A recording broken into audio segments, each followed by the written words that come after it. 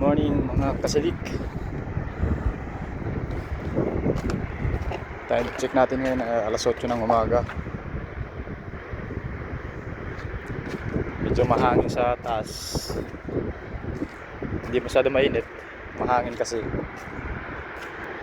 Panibagong vlog tayo ngayon sa araw ng Lunes.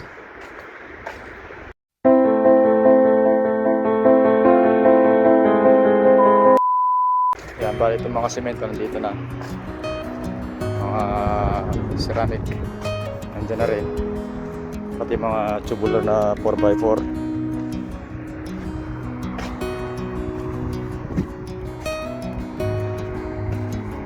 Ano pala ito si Guy? Mga kasadik,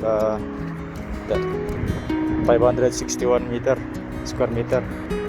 Kala ko mahigit 300 lang.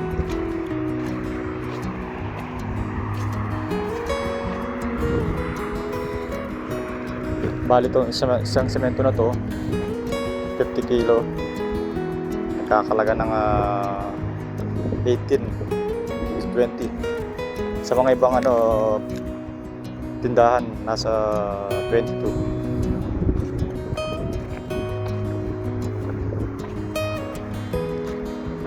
Mag-order pa ako ng isang truck na buhangin pang palitada tsaka pangkasitada, tsaka dalawang truck na buhangin pang flooring, kasi magkaiba ang presyo nito. Ito nasa 600 to 800 itong pampalitada. Yun naman buhangin na normal, nasa 200 lang.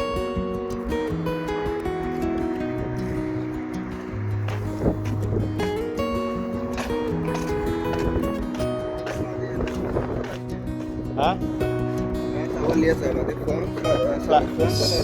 same finishing. Okay, foam up.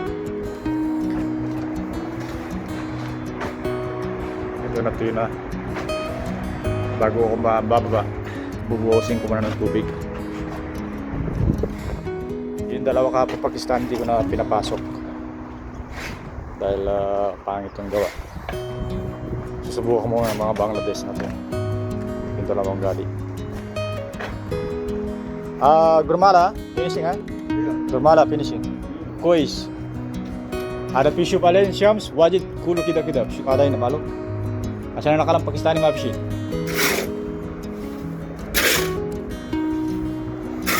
Yan bali panibagong tao mo ngayon. Hindi sila yung katulad ng kapit. Ayan guys, itong mahaba na to 12.5 meter. Dito ko pinalagay sa taas kasi hindi siya pwede dun sa taas. Yan 6 meter, 5 meter lang mga haban kasi dyan.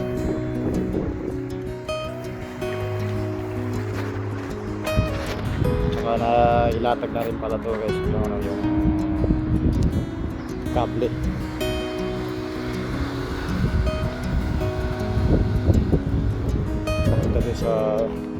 Sa panel room sa baba sa ground floor.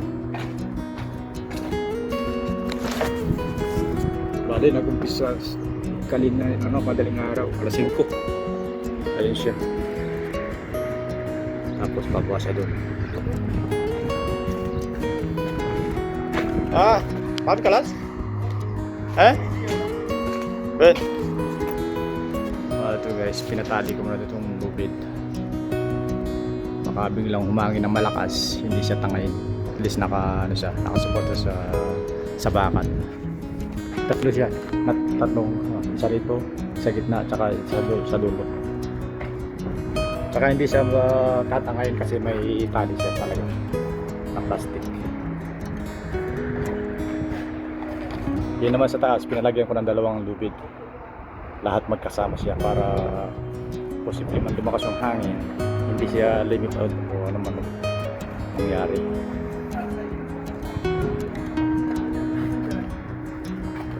Dito sa linya ng tubig, ganun pa rin. Pinagpapatuloy nila. Hindi pa rin tapos.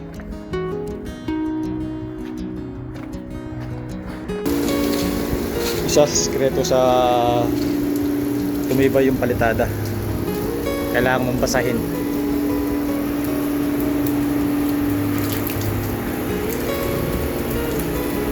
Para yung mga natirang powder na semento mawala.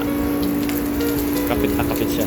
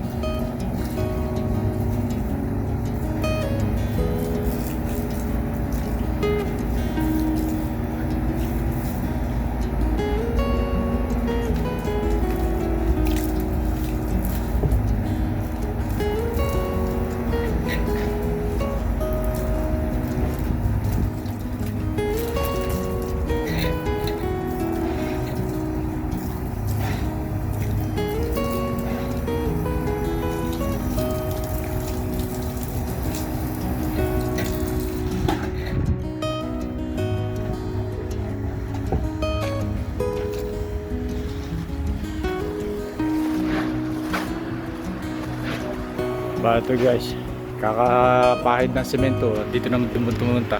Patay tayo dyan.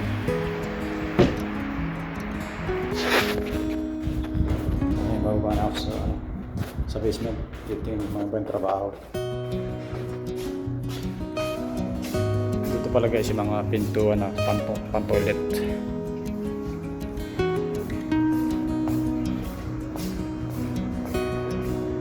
Since nagtitipid yung boss ko, ito tatak pala ng plywood to. Ito tapos na to. Puro luma yan, pinagbakalas sa dati rito.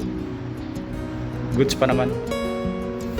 Ito, yung bisagra nito, hindi ko nagagamitin to. Ibang bisagra yung gagamitin ko. Bali dito, alisin yung mga trapalen tsaka mga shoring jack. Kasi natapos na tong may epoxy yung flooring.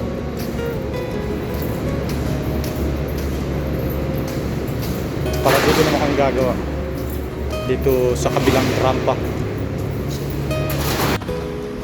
Bali dito sa basement naman, ito yung nagtatrabaho dun sa welder sa taas. Dito ko pinapesto muna, pina-assemble ko itong pintuan na to para sa storage. Ito balance dito po, may foam siya rito sa loob Para pag binuksan hindi siya lumanangit-ngit o maitunog.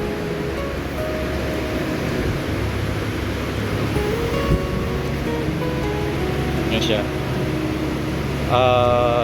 Baliktaran yung ano, yung decor niya. Ito sukat nito 1 meter by 2 meter yung setup nito. Pag bumili ka ng sheet, naka molded na siya. Yan kahapon nagpabili ako, yan ganyan siya. Molded siya. Naka ready made siya. Bali 6 na piraso yung pina-order ko. Dahil may 3 pa akong pintuan na ilalagay doon sa basement.